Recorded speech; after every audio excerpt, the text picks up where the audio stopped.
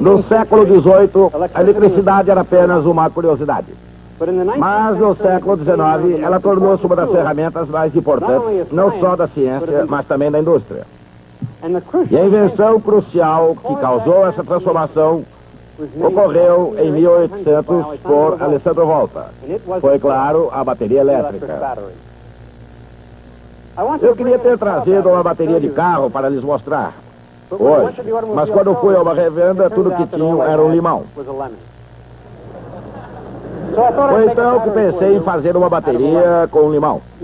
Mas, se fôssemos usar esse limão como bateria, precisaríamos de eletrodos para extrair eletricidade. Portanto, vou colocar um prego de zinco e um prego de cobre como esses. Aí está. Para provar que isso é realmente uma bateria, vou ligá-lo a esse galvanômetro, ou voltímetro digital aqui. Observe agora. Quando fizer a ligação, verão que ele indica pouco menos de 1 volt. O volt, aliás, tem esse nome em homenagem a Alessandro Giuseppe Antônio Anastácio Volta. Como o nome inteiro era muito grande, usaram apenas o último. Mesmo assim, acharam que ainda era muito grande e abreviaram para Volta. O galvanômetro tem esse nome em homenagem a Giuseppe Galvani. Alessandro Volta e Giuseppe Galvani são os personagens principais da história que vamos contar hoje. Seria ótimo se pudéssemos fazer mais alguma coisa com nossa bateria de limão antes de simplesmente ligá-la a um voltímetro. Seria ótimo se pudéssemos fazer com que fizesse funcionar esse motor. Podemos tentar, ligando o motor elétrico à minha bateria, assim.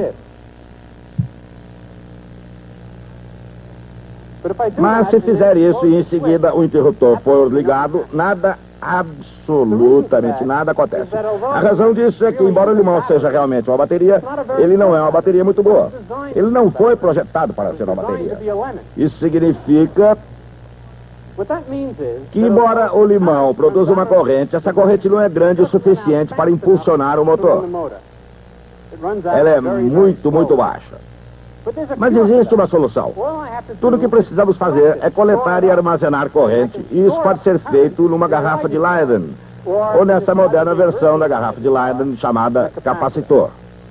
Vamos desligar o motor da bateria, por enquanto, e em vez disso ligar a garrafa de Leyden ou o capacitor à bateria. Com o tempo, esses ficarão carregados. E finalmente o voltímetro apresentará a mesma leitura que tinha antes. Quando isso acontecer, poderemos acionar o motor a partir do limão.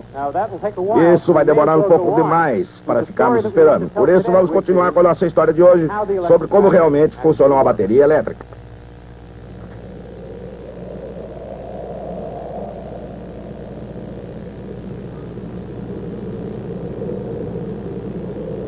A bateria elétrica, inventada em 1800, tem sido usada em muitos aparelhos e em diferentes situações.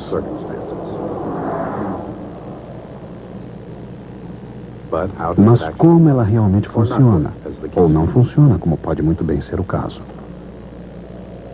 Na busca da resposta, e isso se aplica a qualquer tópico da ciência, parte da satisfação é o caminho até encontrá-la.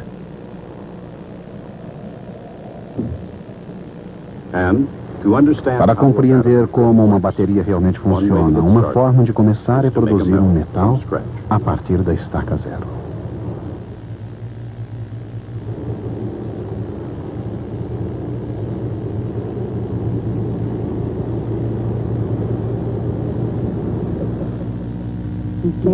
Comecemos com um único íon positivo, isto é, um átomo em que falta apenas um elétron. Como ele tem uma carga positiva, ele cria uma energia potencial de atração ao elétron ausente, como vemos aqui no gráfico. Colocamos então mais um íon lado a lado, um depois do outro. Adicione o mesmo número de elétrons para produzir um sistema eletricamente neutro. Disporemos de uma rede ordenada que pode ser a base de um pedaço de metal. Uma carga de teste imaginária não detectaria qualquer variação de energia potencial e, portanto, nenhuma força dentro ou fora do metal. Mas um elétron verdadeiro, dentro do metal, sofre a ação de todos os íons e de todos os elétrons, exceto dele mesmo, contribuindo ele mesmo com uma energia potencial.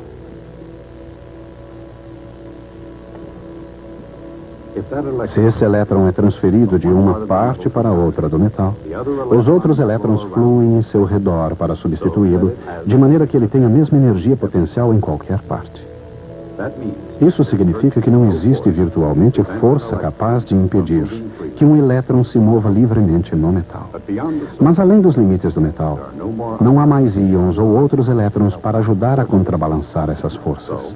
Assim, para extrair um elétron do metal, é preciso uma força gigantesca, capaz de criar um verdadeiro potencial elétrico e deixar o metal com uma carga resultante positiva.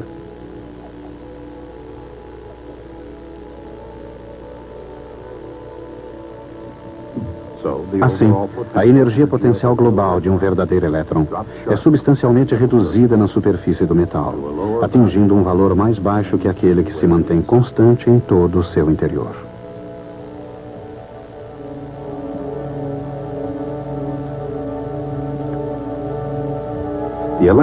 Os elétrons de um metal também possuem energia cinética, mas não o suficiente para conseguir escapar.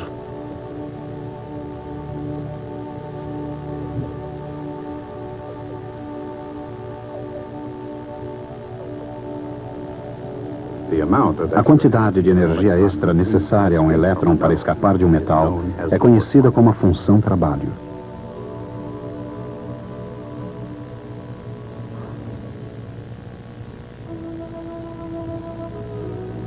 Alessandro Volta surgiu antes que alguém tivesse sido capaz de construir uma bateria elétrica e muito menos observar a estrutura interna de um metal.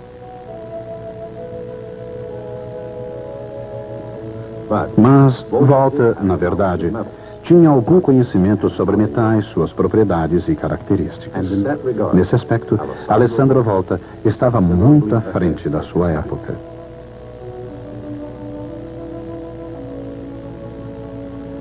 A ciência era o dom de Volta, e ele desejava compartilhá-lo com o mundo.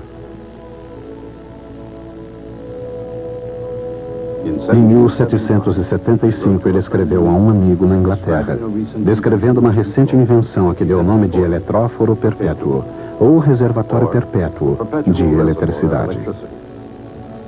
Mais tarde, ele se tornaria conhecido como eletróforo. Uma vez carregado, o eletróforo retém um número limitado de cargas induzidas. Era realmente um reservatório perpétuo de eletricidade, porque as cargas se mantinham não importando quantas vezes o aparelho fosse tocado.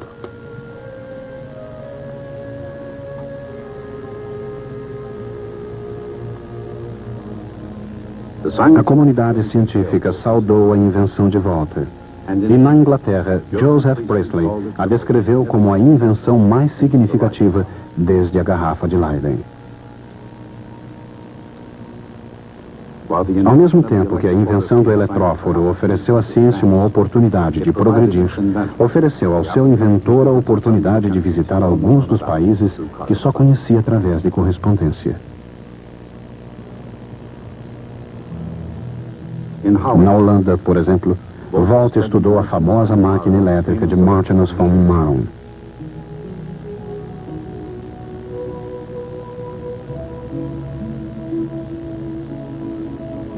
E na França foi aceito pela vanguarda, tanto da ciência como das artes.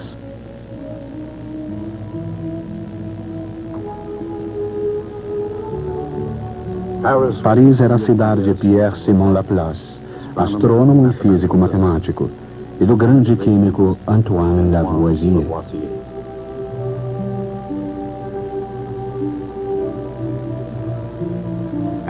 Foi também numa visita a Paris que o impressor e depois eletricista americano Benjamin Franklin conheceu Volta.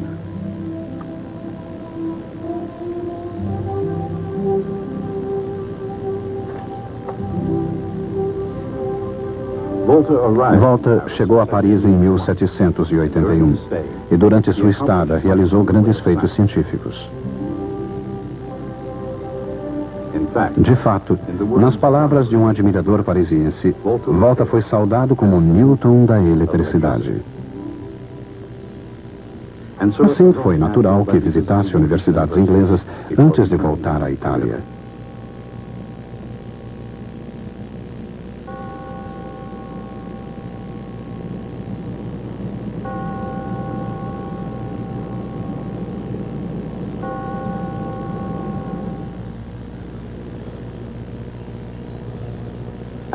Como uma celebridade científica e professor de física experimental na Universidade de Pávia, aos 46 anos, Volta poderia muito bem ter descansado sobre os merecidos louros. No entanto, Volta recebeu uma carta providencial de um certo Luigi Galvani. Galvani vivia em Bolonha e, como Volta, era um italiano dado a ideias ousadas e descobertas chocantes. Talvez a mais ousada e chocante de todas elas tenha sido uma ideia a que Galvani deu o nome de eletricidade animal. Esta era uma força vital, escreveu Galvani, diferente da eletricidade comum e que podia ser encontrada no tecido de uma rã.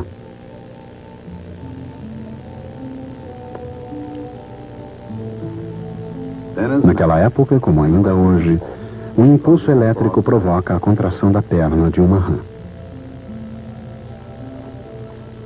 Em outras palavras, quando o nervo da coxa de uma rã recém-dissecada recebe um pequeno impulso elétrico, ocorre uma contração muscular.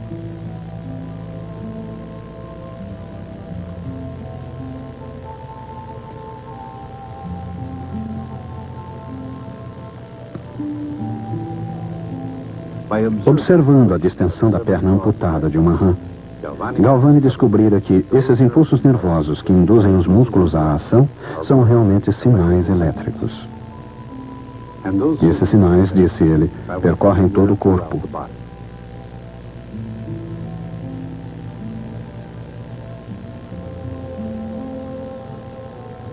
Mas Galvani acreditava que se tratava de eletricidade animal armazenada no nervo da rã, como eletricidade comum armazenada numa garrafa de Leiden.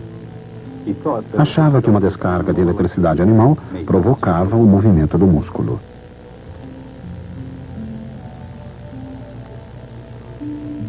Mas Volta avaliou a descoberta de Galvani de maneira muito diferente.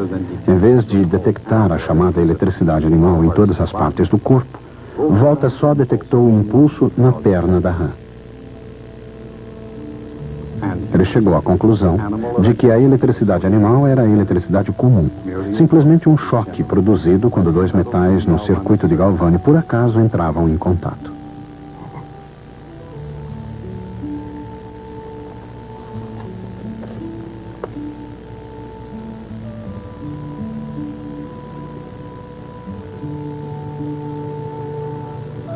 Mesmo hoje, existe uma questão muito significativa no cerne do argumento de Volta. Por que um impulso elétrico é criado quando um metal entra em contato com o outro?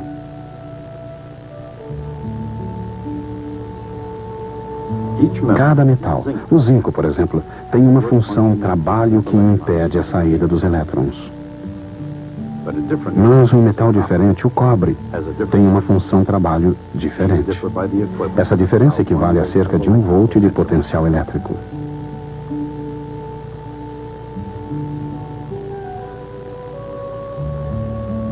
Quando dois metais entram em contato, a barreira na interface desaparece.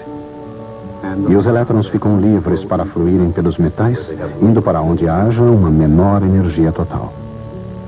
À medida em que os elétrons fluem, o metal do qual saem torna-se positivamente carregado, enquanto que, no que entram, torna-se negativamente carregado, criando uma diferença potencial eletrostática que, finalmente, contrabalança a diferença de energia. Então, o fluxo é interrompido. Se os dois metais forem separados agora, cada um tem uma carga elétrica resultante e uma diferença de potencial eletrostático existe entre eles.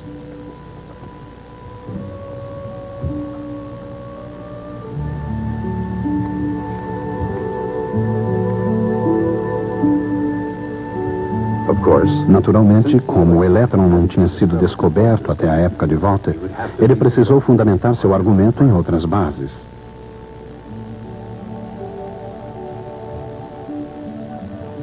Assim, ele inventou a pilha voltaica, que se assemelhava a uma enguia elétrica. Sua intenção talvez tenha sido a de chocar Galvani. De qualquer maneira, uma das razões pelas quais a enguia produz eletricidade é porque uma certa quantidade de umidade flui entre os discos de sua nadadeira, funcionando como um eletrólito, que é um fluido que contém íons positivos e negativos em solução.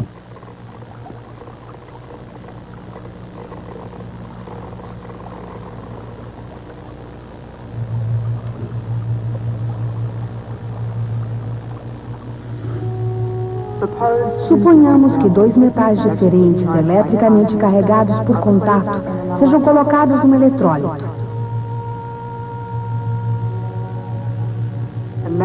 O metal que possui uns elétrons em excesso atrai íons positivos da solução. Sempre que íons positivos tocam a superfície, eles são capazes de extrair os elétrons excedentes do metal.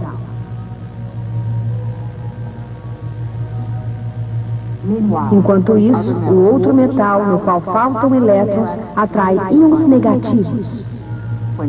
Quando íons negativos alcançam a superfície, os elétrons faltantes podem ser angariados. Assim, o eletrólito tende a conduzir os metais de volta a uma condição de neutralidade elétrica. Se entrassem novamente em contato direto, uma nova onda de elétrons fluiria em virtude da diferença entre suas funções de trabalho. Mas agora, graças ao eletrólito, a onda não é interrompida. Os elétrons continuam fluindo de um metal para outro, sendo continuamente substituídos pelos íons da solução, até que toda a energia química da solução tenha se esgotado.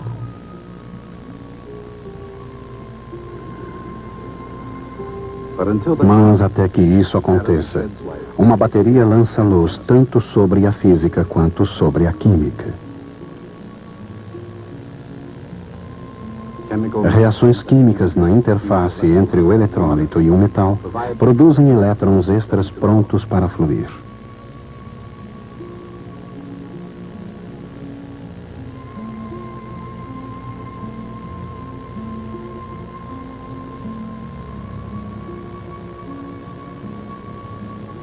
No ponto de contato entre um metal e outro, a diferença de energias dos elétrons de cada um dirige os elétrons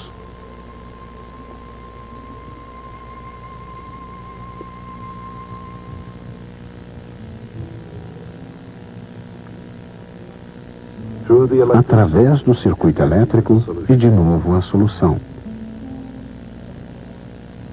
onde completam a reação química. E continuando assim, a energia química se transformando em energia elétrica até que as substâncias químicas se acabam e a bateria se esgota.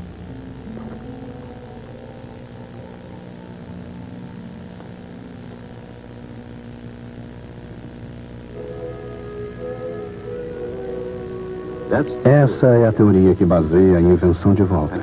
E até certo ponto a razão pela qual a bateria elétrica e a enguia elétrica funcionam da mesma maneira. Assim, para imitar a natureza e mostrar que Galvani estava equivocado em relação à eletricidade animal, Volta construiu camadas de barbatanas, separadas por uma espécie de eletrólito, neste caso alternando placas de prata e zinco separadas por papelão umedecido. Assim como no caso da enguia, também aqui a umidade é a responsável pelo truque de agir como um eletrólito. E como no caso do eletróforo, essa invenção foi saudada como um tremendo sucesso.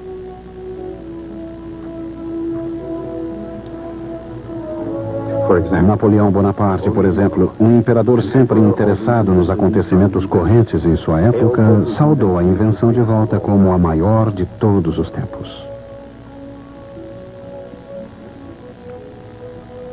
E embora isso seja uma questão de opinião, não há dúvida que Volta desenvolveu a primeira bateria elétrica do mundo.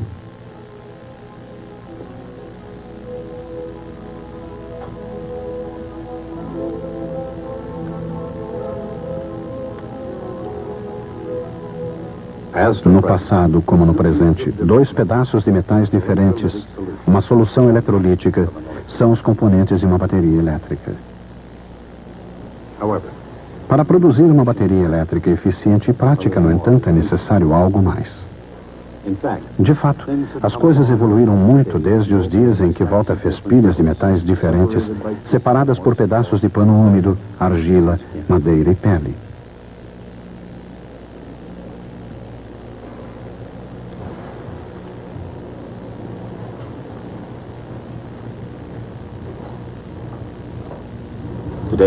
Hoje, por exemplo, fornalhas derretem pesadas barras de chumbo.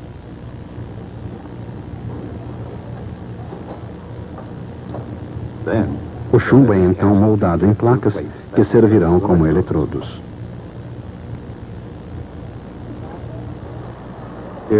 Aqui as placas são revestidas com uma pasta barrenta, uma mistura de óxido de chumbo, ácido e água. Um encorpador é acrescentado à lama das placas negativas.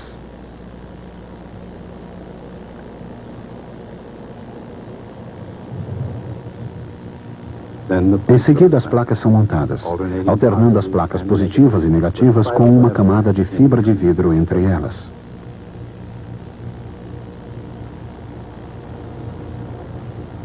As placas são soldadas em contatos, colocadas dentro de uma caixa plástica e fixas.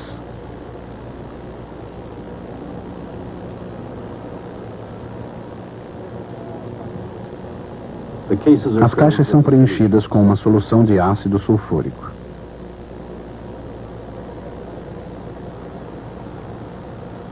E, finalmente, dentro da caixa, as placas de chumbo e o eletrólito circundante são transformados finalmente em baterias elétricas.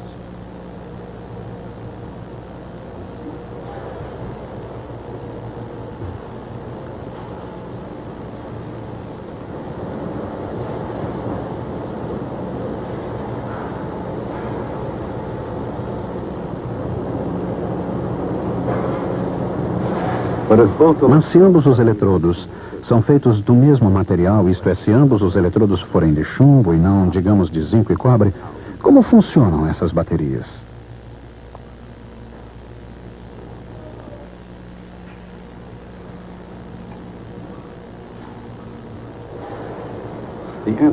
A resposta foi encontrada por um cientista francês chamado Raymond Planté, que descobriu essa nova maneira de fazer uma bateria. Ele colocou dois eletrodos do mesmo metal, chumbo, num eletrólito, uma solução fraca de ácido sulfúrico. Em seguida, aplicou uma voltagem entre os eletrodos, impulsionando a corrente elétrica através da solução.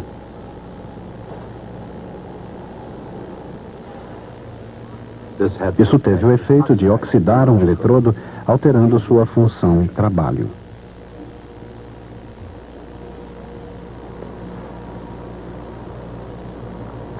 A partir daí, o princípio é o mesmo da pilha de volta. Mas essa bateria tinha uma grande vantagem. Era reversível. Uma vez carregada, estava pronta para ser utilizada. Depois de usada e descarregada, podia ser recarregada. Essa é a ideia básica que rege uma moderna bateria chumbo-ácida, a bateria do automóvel. É claro que o automóvel de hoje é muito mais do que uma simples bateria. Mas isso é tudo o que é necessário para fazer essas máquinas complexas começarem a se movimentar. Assim, os motoristas de todo o mundo devem muito a Alessandro Volta. Quer sejam abençoados com um doce ou amaldiçoados com um limão.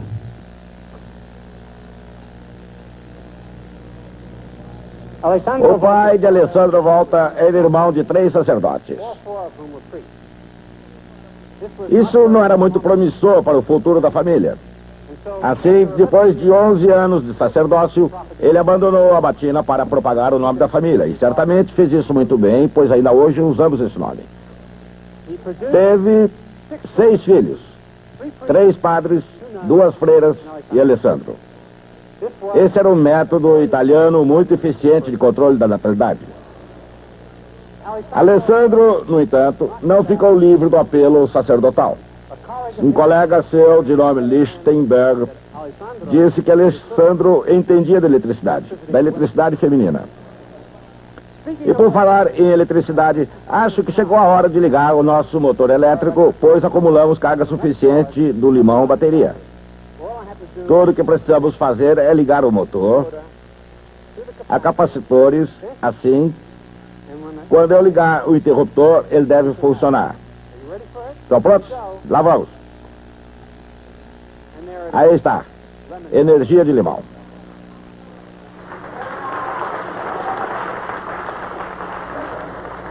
Acho que jamais vou conseguir superar essa demonstração.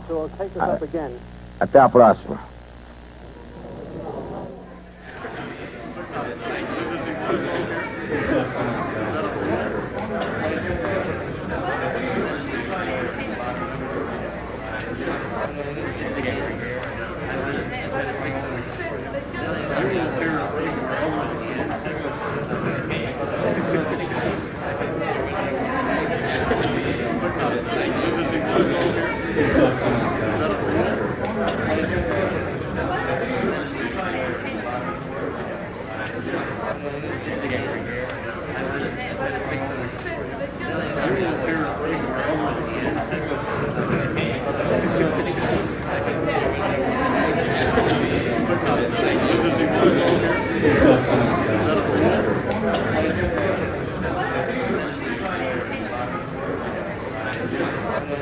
Again.